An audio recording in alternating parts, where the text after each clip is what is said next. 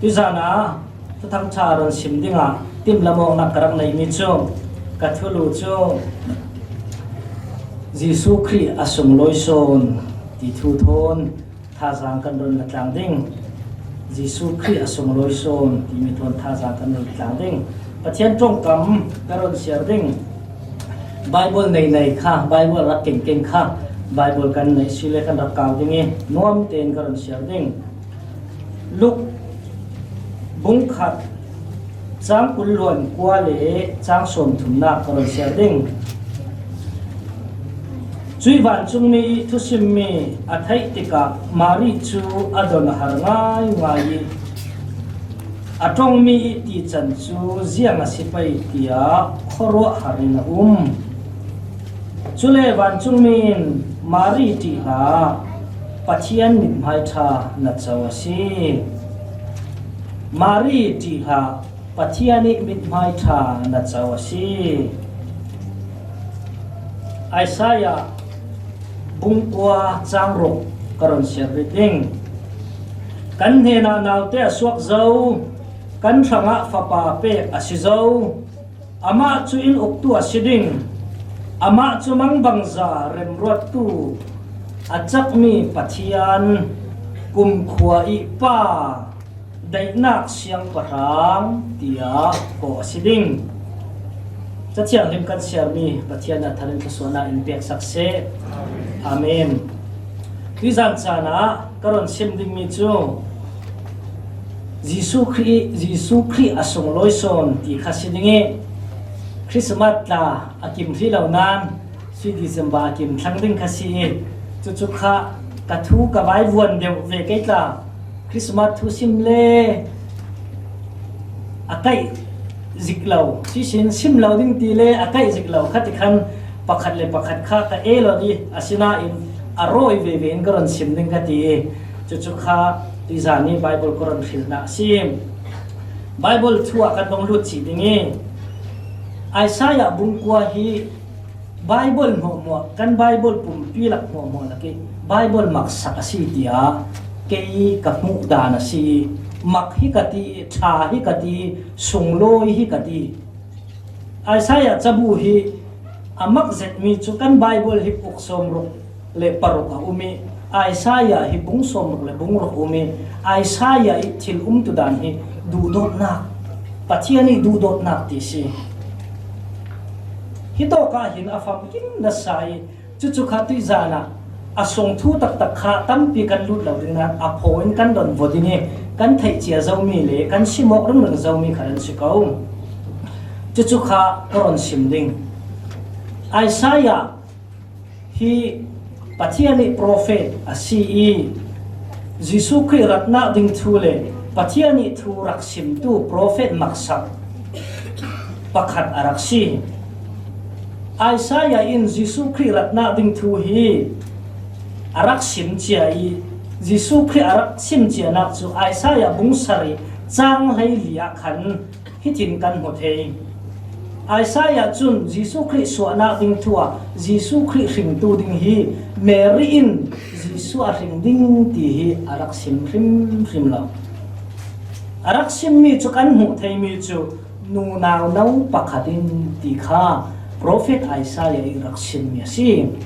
chui prophet Isaiah raksim mi chu kumziang mo zat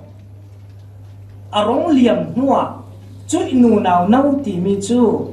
mari asi ti kha kan Bible in fiang ten thukham thara in rong sim chu prophet Isaiah raksim mi pathian tong kam chu alana chun kham vekin fiang lau vekin arong lang na in chu to ke arong khen te ka mari in Jisu Kri arong sin nak thu kha chan rai zet nuwa fiang zetin kan laka thu thai lau phot suwa in phapa chu mari chu Jisu hring tu mari chu arong langa si ti kha hito ka fiang ten kan mo thei chu sin Isaiah la thau chun Emmanuel nu naw no pakhatin phapa sing dingi amina Emmanuel ati Jisu hin hi thukham hlun sana chun Emmanuel ti asi chu kan Bible in sim mi si thu kham lun sana chun prophet Isaiah irak sim mi chu Jisu ti mi hi Jisu ti arak lang law arak lang mi chu amina Emmanuel ti asi thu kham lun sana Jisu imin hi Emmanuel ti asi chu thu kham thar sana arong khengi Emmanuel ti mi chu zawasi ti kan zawasi le Jisu kharong si ti kha kan Bible in sim ni si ti kha hito ka fiang tin kan hu thein chui sin apan hina ka Bethlehem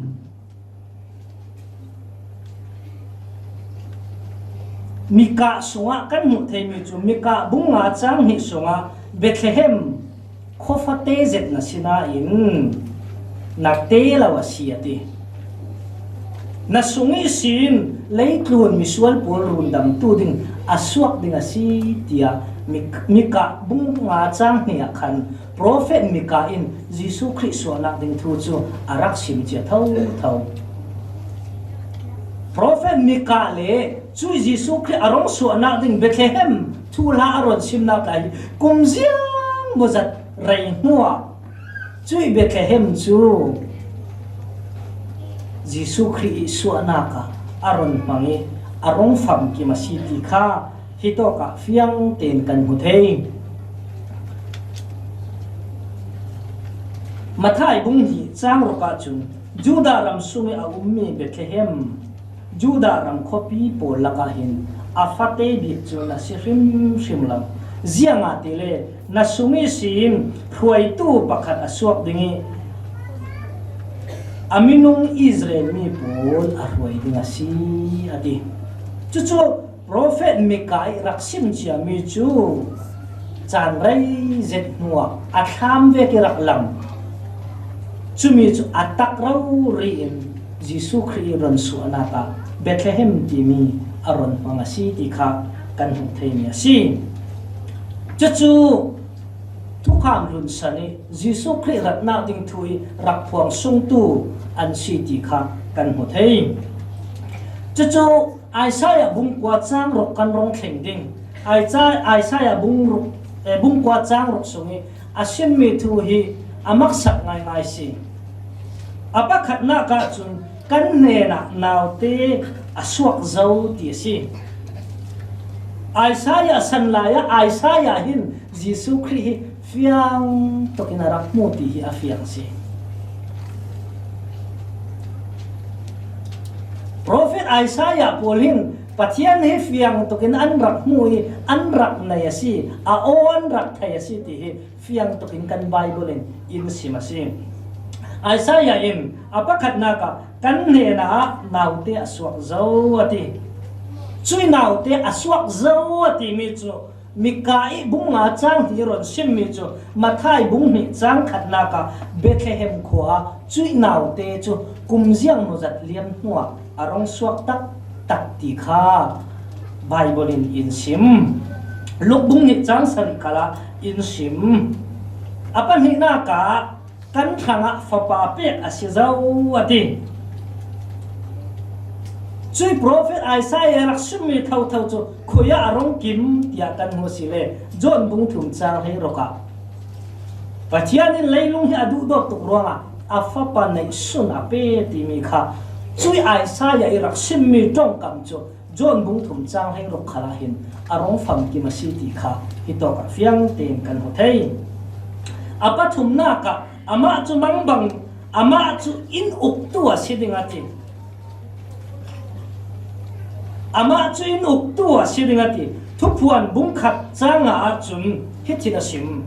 rin tlak asimi thu thei tu khin mai sabir asimi fapa thina ki sin tho tar sal asimi leilong siang parang pol uktu Jisu Christ in zangfa na le deina lo pe ram se tia angan hito ka ama chu in uktu asiding ati leile van uktu leile van thuni thunei tu Jisu Christ chu Isaiah iraksim chia mi chu hito ka hin fiang takinarong ki masiti khakan pung Bible dang te te tam zet lak ding a nan tu zan kha toy thei tokin kan fiang thei ding tokin khan tôi tắc te ikaron la na sim chu to ka ama chu in ok tu asidingati chu Giêsu Christ chu siang parang por ok tu Giêsu Christ in zang fa na le dei na nan tu na kun tham se ti si tui zan chana nang le kai in ok tu zawa si tui sun ni tianga alo ok tu le alo huai tu hi zawa si ti hi to ka fiang ten kan hu thei mi si kan nun na ka tha jang kan lak lak din ka du kolosa bung ni chang ha khri chu ati ok tu ti mi asung loi ngai ngai chu mi a mal te ka von rel ta ding leilung tu na hin minung hua mo in mi ok he kan du the nu khalin insang sung kwa okadu pa khalin in sung sang sung kwa okadu khotlang khala lan kan du selo mo lan du law minung hai zau man kan law ama long te alwan le luan law ti wen si minung kan mi zia reng renga mi kutang ti mi adu tu zau man kan law ni na ke sang de tu nei tu si uk tu si chu kan du thei mi si chu minung e kan mi zia rim rim si chu pathian ni mi zia ta si pathian ni mi zia pun ni anai achana uk tu si adu lal si adu athu la wi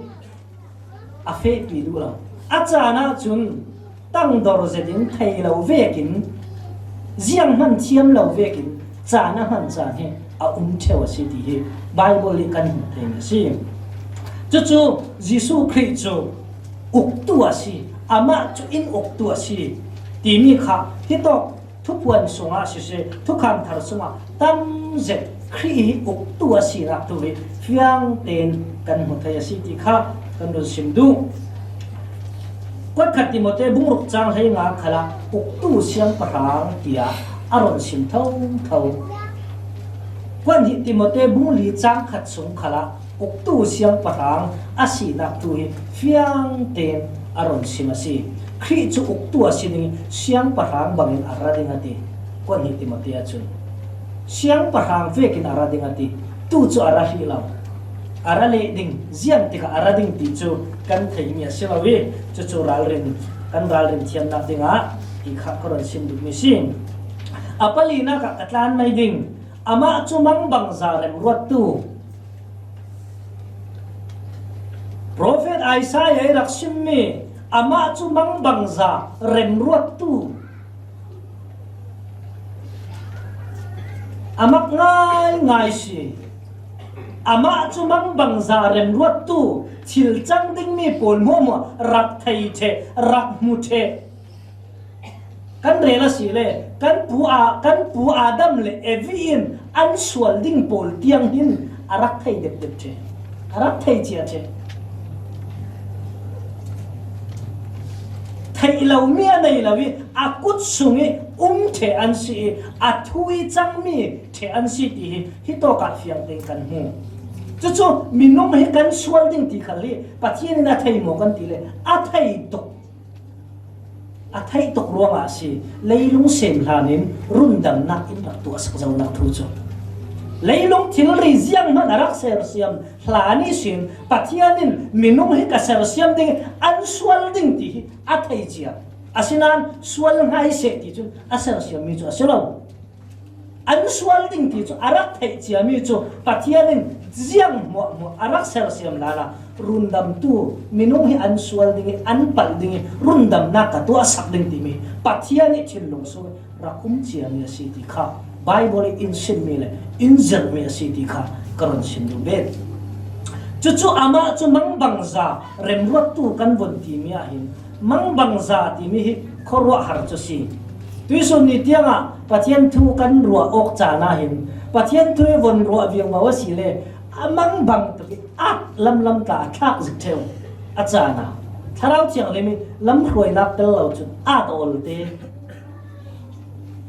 pathian thu von zawa si le Giêsu Christ si nak thu pol ta hi Bible Genesis in thu pon tiang von kaw re rawa si le khorwa har tu minung kan thai thiam lo ding mi van kan khen tika le Giêsu kan kai tika akut kan kai tika atang in pom tik longa phiang te kan thei ding mi thui tam pi Bible aun cho si tui suna tui truk de leilung thun mi nung pori kan buai pi re ro mi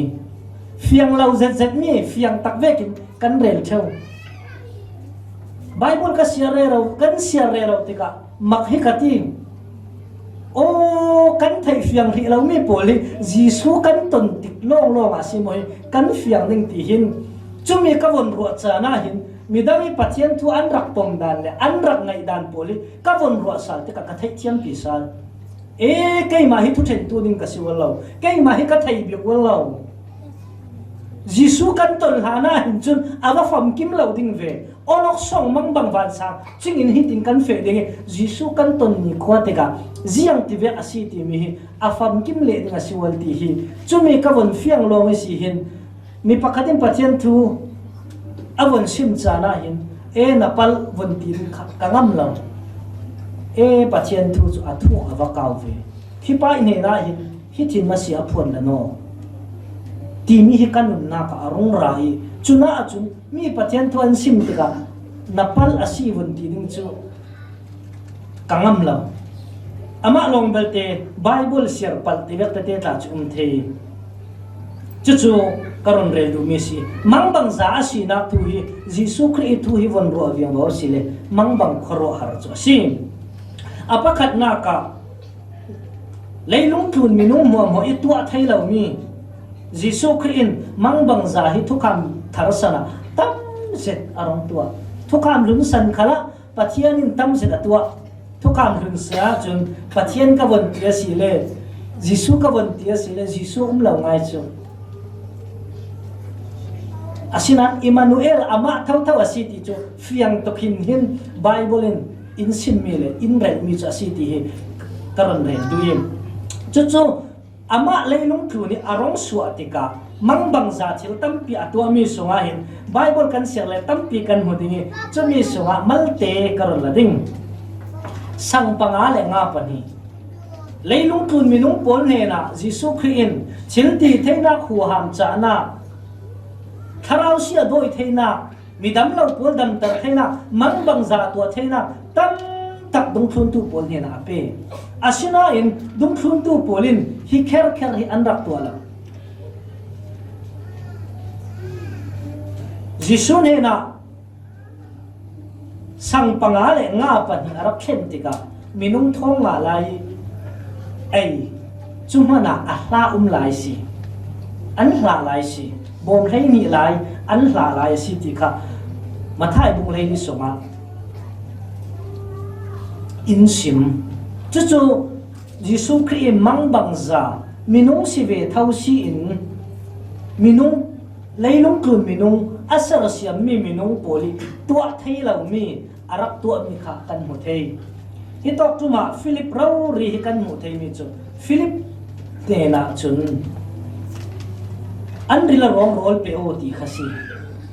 asina in Philippines chun arwa mi chu tangka hi zan hi long kan nei kan tangka mal tu minung hi zat sanga chun thil chang thai asila oti Philip hi Jisu dung thun tu asi Jisu zirmi o kam ngai ring thei tu asi asina in Jisu in von tu o avon sim ngai tika Philip chu awa vai si ti ngai na thai lo asina in Jisu koda an khen tika Jisu in lungoi thu asimi lungoi thu asim tika mi pi ne na an zem tika tam zet a hai ti kha kan hu chu sin lei lung tun mi nung pol moi tui sun ni tiang i tu thei lo ding me a mi pakhat chu Jisu chu ti dai para fe lei lung tun mi fim thiam polin tin bon toi tin bo para chun an lem thei asina intuition ni tianga timbo tidai pari fe thei timbo tu pol khal ti paran fe ti kan thei da na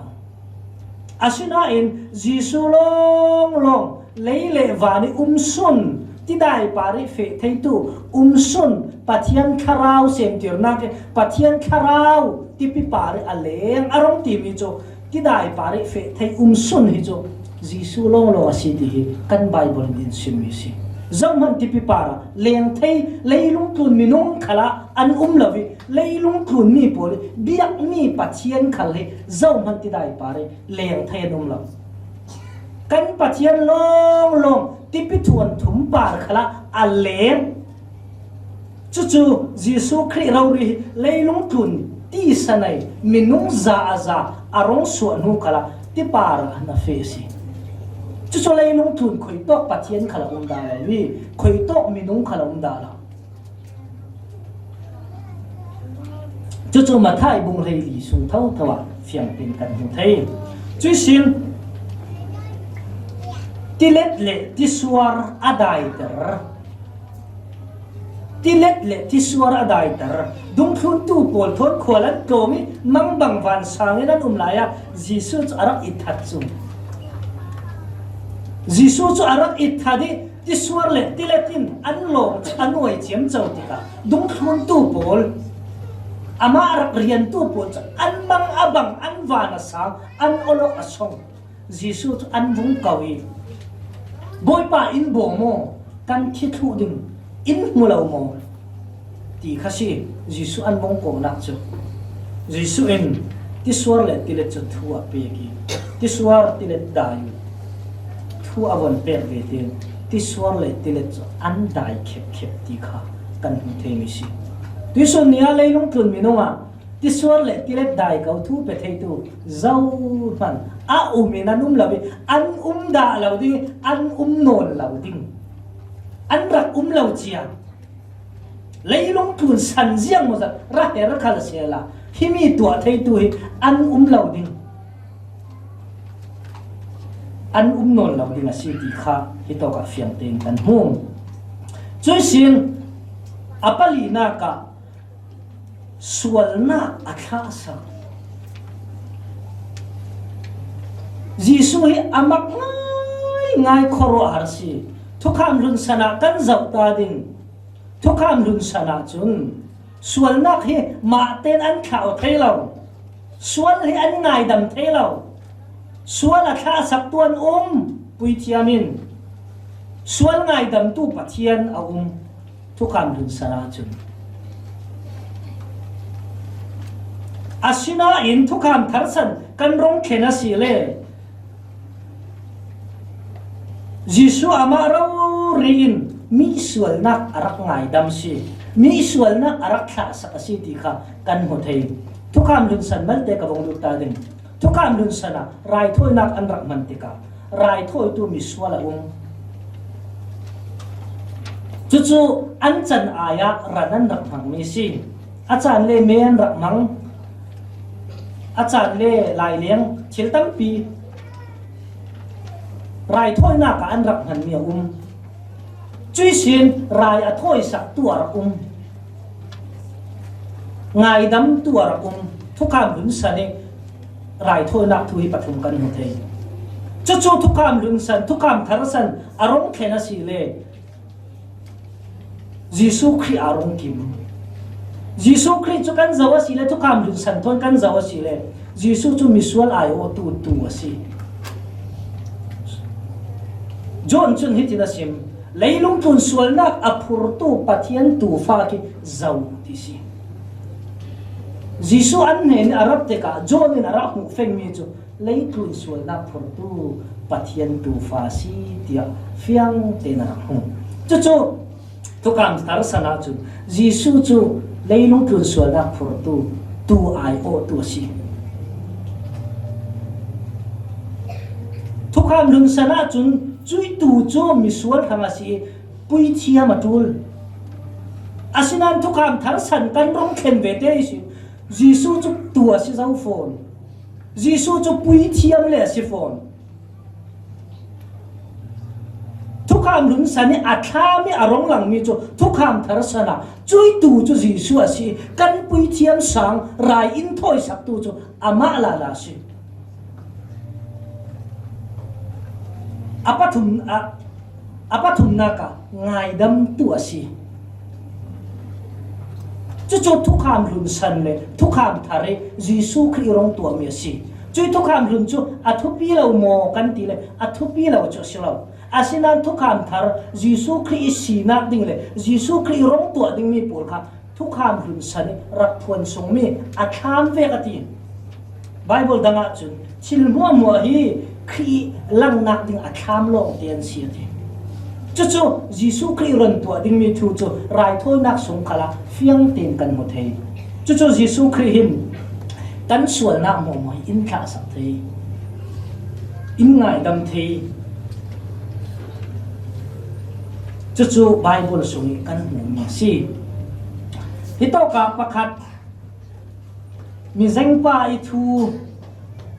luk dung sari chang som thum le chang rok chang som ma kar laki kan mu mi thua Jisu in Simon Jisu dung thun tu mi pakhat dak si ve mi Simon chuto pa Jisu avalen tika role aiding in asomi anvalengi chuto ka Simon in Jisu kha jiang hanarak tu asakla arak muak lau arak nam lau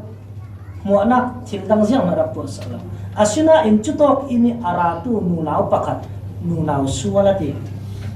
nunaw sual pakat chun aswal na athuang Jisu ke hama aboki akuni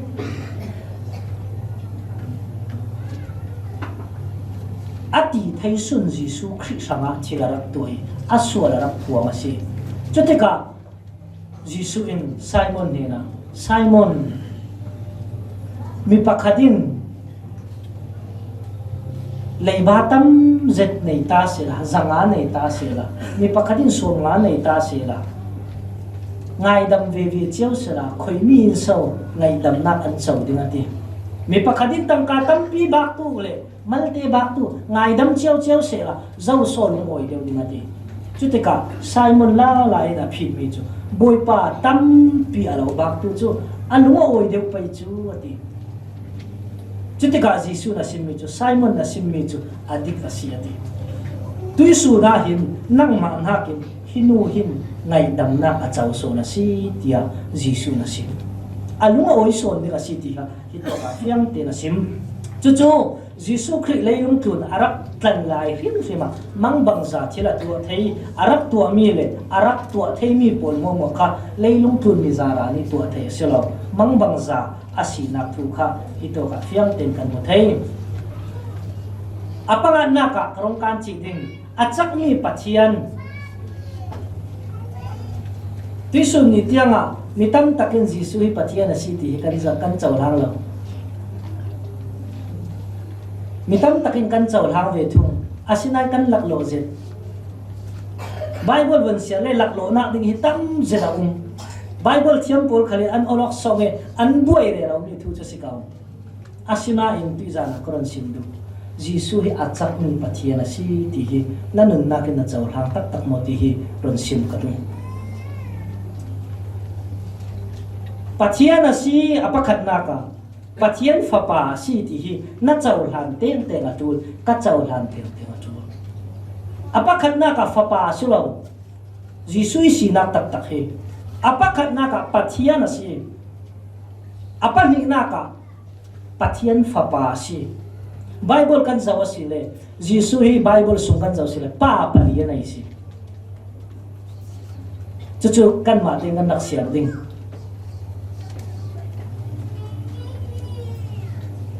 chuchu achak mi pathian ati mi chu kwa khati mote bung thum sang hai roka kan ni hitok sa he kewi in le sak mi hin chun arong nep de King James le chin stand de da chun afiang lo si chuto ka chun King James le chin stand de da chun pathian chu tak sai na ra ti ro rin in le sak chuchu avadik mavadik lo chu ka thai lo asinan kan ni he sa he kewi ta kan kai bi ti ka hin hito ka chi kan fiang lo ding asinan chin standard le King James kan kaw ti ka hin fiang zedina ong la chuchu thup asi mi tam pi an chaw han thei lo ding mi thup ati athulu rim rema Jisu Christ pathian asi taksai na ra ti mi thup asi tia Bible na thuan mi si chui thup chu mi tam takin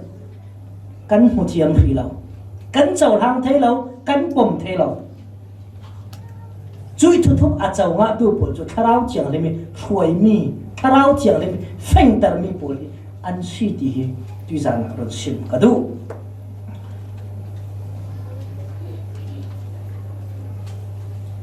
จุยสินอาจักมีปัจจัยอาศีนักทุฮีไบเบิลตั้มเจ็ดนานตัวเต็นกรณละดิ่งทุกวันบุ้งขัดจางให้สรีและจางให้เรียดา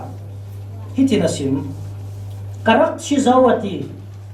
ฮลานะจุนกรักชิจาวอัตัวจุนกันนุ่งสาลจาวตีใกล้มาจุดทีนักเล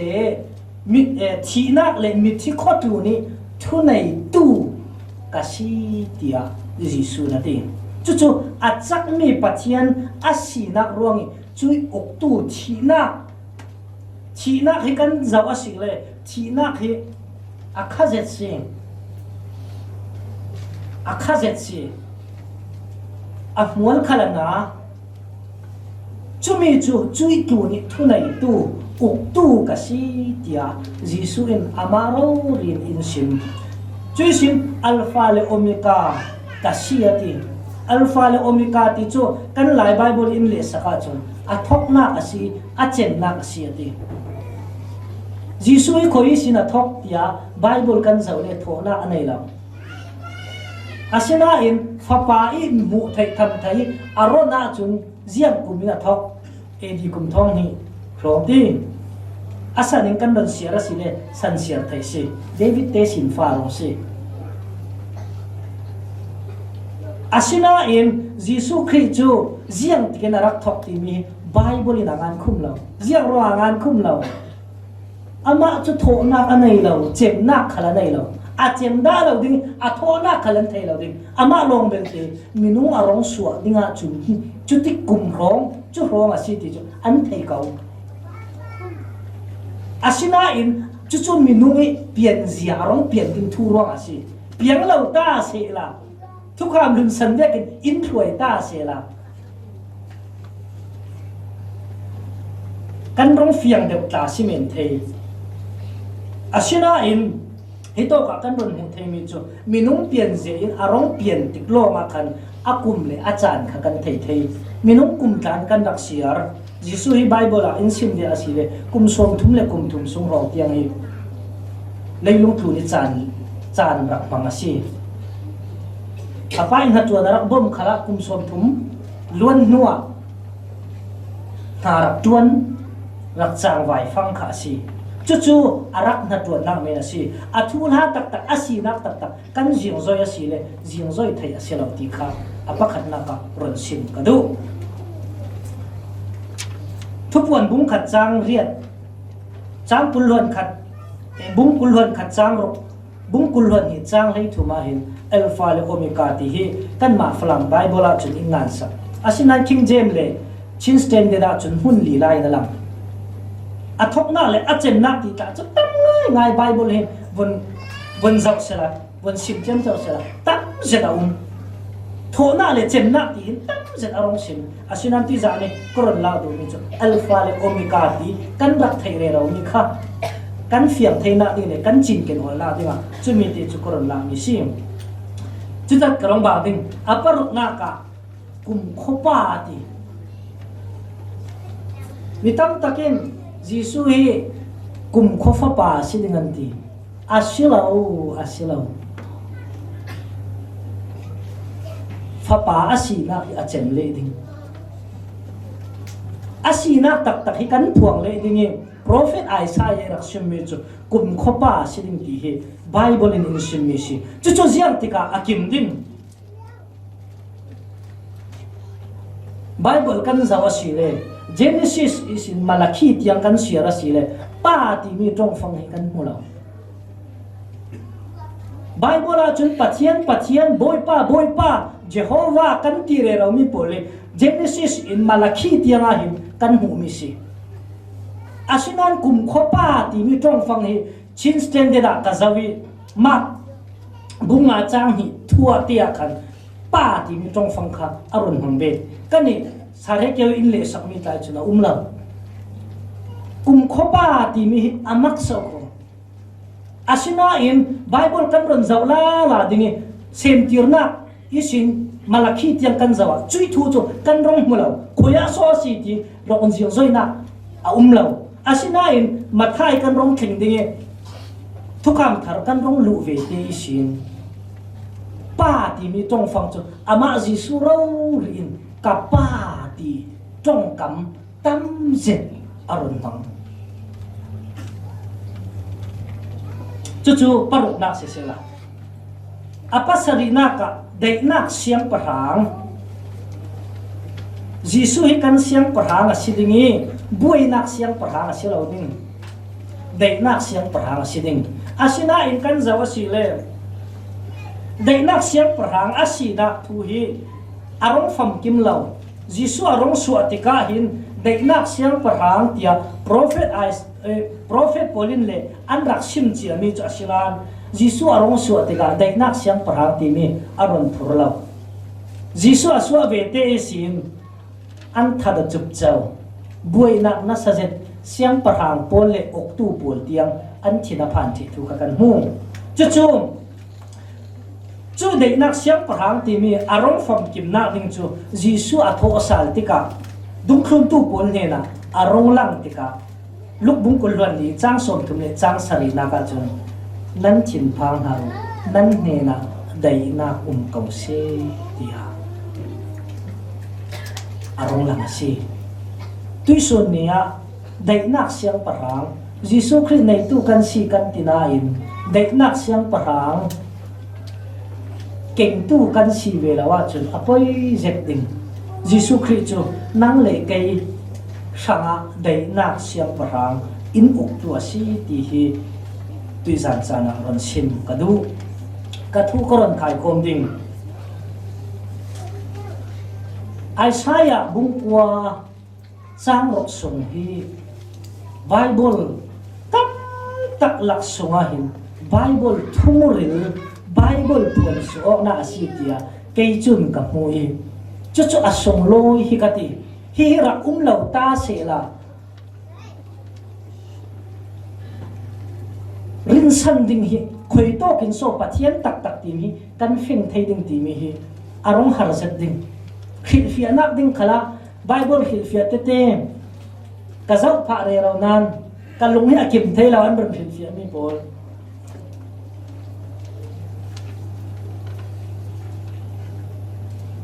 chu lam chu to hi sela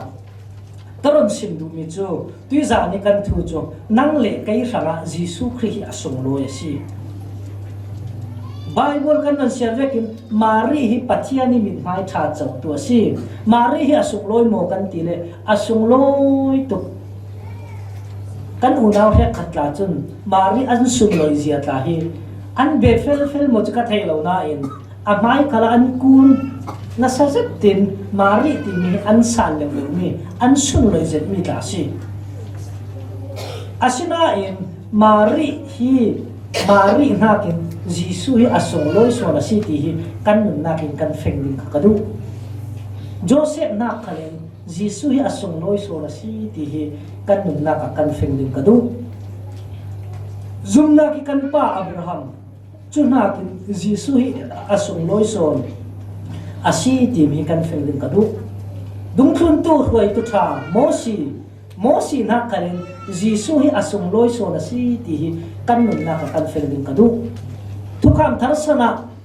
thukam thar ingan saktu Paul na kalen jisu hi asong loi so na si ti kan nun na kan feng ding kadu